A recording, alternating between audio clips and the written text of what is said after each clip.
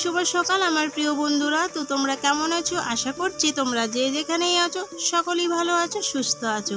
আর আমরাও খুব ভালো আছি তোমাদের আশীর্বাদে। তো চলে আসলাম আরেকটি নিউ ব্লগ নিয়ে। মালদা জেলার ছোট্ট একটি গ্রাম থেকে আমি মল্লিকা। আমার ব্লগ চ্যানেলে তোমাদেরকে সকলকে জানাই অনেক অনেক স্বাগত আর অনেক অনেক ভালোবাসা। তো এখন বাজে সকাল 6টা আর এখন থেকেই ব্লগটা শুরু করছি। তো সকালে ঘুম থেকে উঠে আগে সদর দরজাগুলোকে খুলে দিয়েছি, গরু বাছুর সব বের করা হয়ে গেছে। আর তারপরে দেখো ঘরগুলো আমার ঝাড় দেওয়া হয়ে গেছে আর এখন আমি বারান্দাটাকে ঝাড় দিয়ে দিচ্ছি। আর জানো তো বন্ধুরা, কালকে না কারেন্টটা ছিল না, তো সেই জন্য না মোমবাতিটা জ্বালিয়ে এখানে ভাত খেয়েছিলাম। আর সেই বিকেলবেলা থেকে আর কি কারেন্টটা ছিল না, আর রাত্রে অনেকটা রাত পর্যন্ত এসেছিলো, 10টা-11টার দিকে আর কি কারেন্টটা এসেছিলো। তো সেই জন্য আর কি আইজের বাবাকে বলেছিলাম মোমবাতি নিয়ে আসার জন্য। আর মোবাইলগুলো তো না চার্জ ছিল না, জানো তো, এক ফুটাও ছিল না, সুইচ অফ হয়ে গেছিলো। তো পাশের বাড়িতে মানে ওদের তো অন্য লাইন ছিল আর আমাদেরটা আলাদা আর কি। তো সেই জন্য আর কি ওদের বাড়িতে একটু সন্ধ্যাবেলায় দিতে গেছিলাম। তো মানে ওদেরও দেওয়ার সাথে সাথেই আর কি মোবাইলটা দিয়ে আসলাম আর সাথে সাথে কারেন্টটা চলে গেছিলো। আর সেই জন্য আর কি অনেকটাই আর কি কারেন্টই ছিল না, তো কীভাবে মোবাইল চার্জ হবে। তো সেই জন্য আর কি অন্ধকারেই ছিলাম সন্ধ্যা পর্যন্ত। তারপরে তো মোমবাতি নিয়ে আসলাম, মোমবাতি নিয়ে এসে তারপরে মোমবাতি জ্বালিয়ে আর কি ভাত টাত খেয়েছিলাম, খাওয়া দাওয়া করে শুয়ে পড়েছিলাম। তো সেরকম তোমাদের সাথে আর কি শেয়ার করা হয়নি। তো সেই জন্য দেখো, আর রান্নাঘরটা তো মোছা হয়ে গেছে আমার। আর বাসনগুলো তো আগেই কিছুটা ভিজে রেখে দিয়েছিলাম, আর বারান্দার মধ্যে যে ছিল তো সেই বাসনগুলোকে নিয়ে আসলাম মাজার জন্য। তো দেখো এখন বাসনগুলোকে মেজে নিচ্ছি। তো যাই হোক বন্ধুরা, ভিডিওটা স্কিপ না করে পুরো ভিডিওটা দেখার অনুরোধ রইল তোমাদের কাছে। আর তোমরা কে কোথা থেকে আমার ভিডিওগুলো দেখছো তা কমেন্ট বক্সে অবশ্যই জানিয়ে দাও, তাহলে আমি এটা জানতে পারবো যে আমার বন্ধুরা কে কত দূর দূরান্ত থেকে আমার ভিডিওগুলো দেখছে, তাহলে কিন্তু আমার খুব ভালো লাগবে। তো দেখো বাসনগুলো আমার মাজা হয়ে গেছে, এখন আমি বাসনগুলোকে ধুয়ে নিচ্ছি।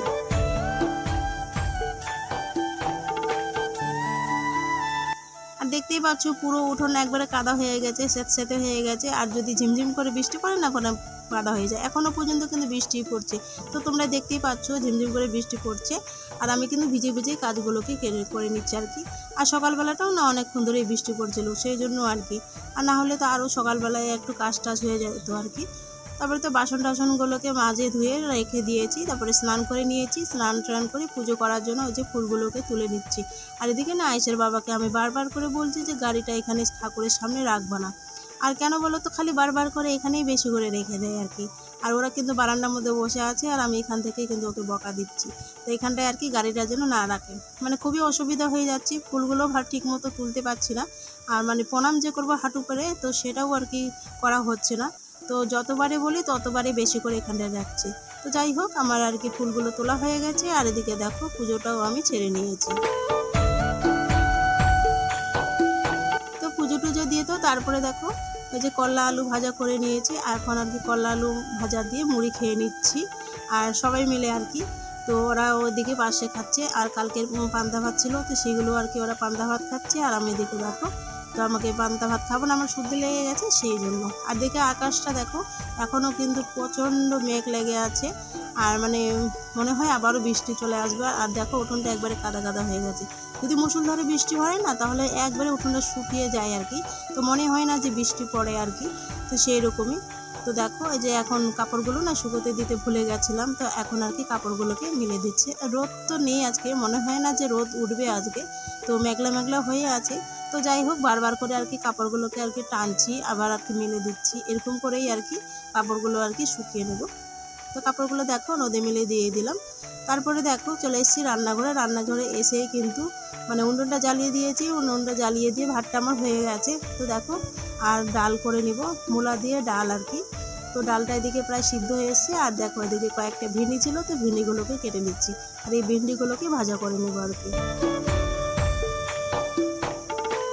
আর তোমরা যারা আমার প্রত্যেক দিনের ভিডিও দেখো, তোমাদেরকে সকলকে জানাই আমার তরফ থেকে অনেক অনেক ভালোবাসা আর অনেক অনেক স্বাগত। তোমরা আমার এভাবে সাথে থাকো, এভাবে ভালোবাসা দিও, তাহলেই আমি এগিয়ে যেতে পারবো। তো দেখো ডালটা আমার সিদ্ধ হয়ে গেছে আর লবণ হলুদ সব দেওয়া হয়ে গেছে।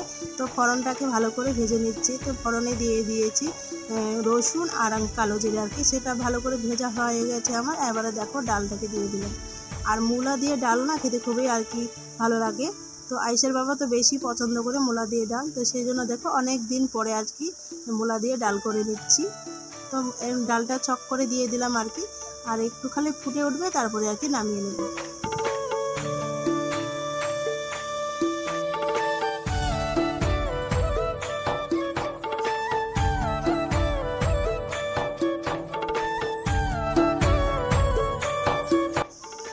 ডালটা ফুটে গেছে ভালো করে। এবারে দেখো ডালটাকে নামিয়ে নিব, আর ভেন্ডিগুলো যে কেটে রেখে দিয়েছি তো সেইগুলোকে ভেজে নিব।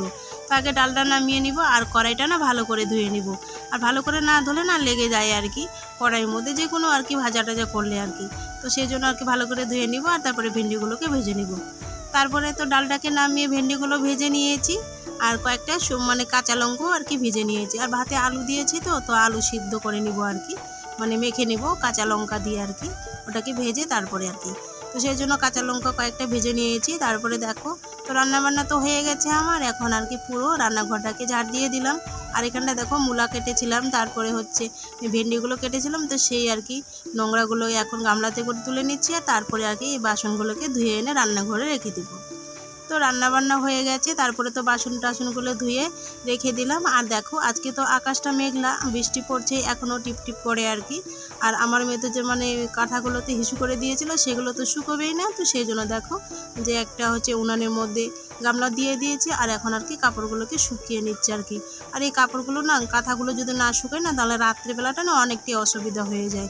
তো সেই জন্য আর কি দেখো কাঁথাগুলোকে এখন আর কি আগুনের আর কি সেক দিয়ে নিচ্ছে আর কি, মানে শুকিয়ে যাবে। তো অনেকক্ষণ ধরে তো কাঁথাগুলোকে শুকিয়ে নিলাম আর কি। তারপরে দেখো এখন আর কি ভাত বেড়ে নিয়েছি, তো আমার মেয়ে আর আমি দুজন মিলে আর কি খেয়ে নিচ্ছি। তো আজকে তো রান্না হয়েছে মূলা দিয়ে ডাল, আর ভেন্ডি ভাজা, আর আলু সিদ্ধ।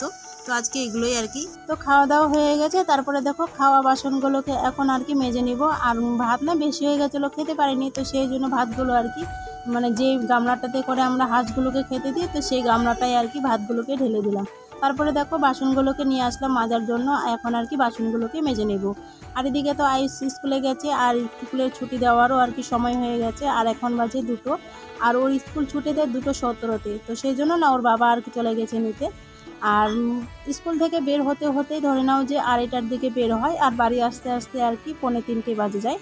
তো আমরা তো যেহেতু গাড়িতে দেইনি সেই জন্য একটু তাড়াতাড়ি আসে, যদি গাড়িতে দিতাম তাহলে আর কি 4টা 4:30টার দিকে আর কি বাড়িতে আসতো। তো যাই হোক আমার বাসনগুলো মাজা ধোয়া হয়ে গেছে, এবারে বাসনগুলোকে রান্নাঘরে রেখে দিয়েছি।